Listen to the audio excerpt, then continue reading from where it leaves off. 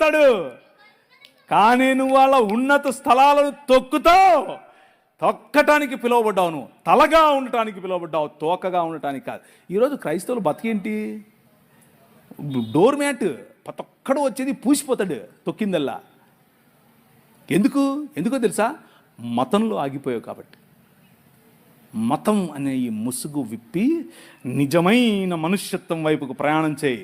నిజమైన మనుష్యత్వం క్రీస్తును పోలిన జీవన విధానం, నిజమైన మనుష్యత్వం ప్రేమతో కూడిన జీవన విధానం, నిజమైన మనుష్యత్వం అందరికీ గౌరవం ఇచ్చే విధానం, నిజమైన మనుష్యత్వం అన్యాయం కోసం పోరాడే విధానం, నిజమైన మనుష్యత్వం కనికరం కోసం పోరాడే విధానం, నిజమైన మనుష్యత్వం దీన మనస్సు కలిగినటువంటి జీవన విధానం.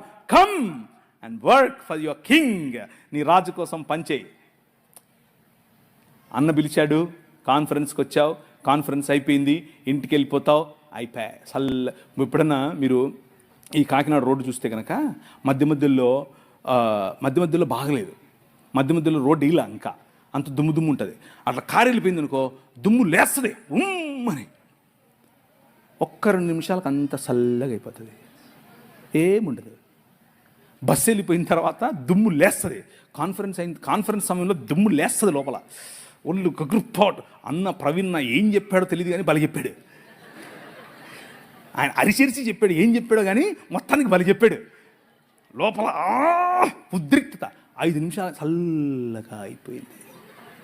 ఇంటికి వెళ్ళిపోయాం, తడిబట్టేసుకుని చల్లగా పండుకున్నాం, అయిపోయాయి. కాన్ఫరెన్స్ అయిపోయాయి, జేమ్స్ అన్న అయిపోయాయి, ప్రవీణ్ అన్న అయిపోయాయి, అందరూ అయిపోయాయి. అదే గనుక నీ ఉద్దేశం అయితే వేకప్, లే, నిలబడు. నీ రాజు వచ్చాడు. ఆయన మహిమ కాంతి నీ పైన ప్రకాశిస్తుంది. ఆయన ముఖ పురుషుల కంటే నీచులు. ఒకడేమో నీచయోని నుంచి పుట్టాడంటాడు, ఒకడేమో పురుషుల కంటే తక్కువ అంటాడు.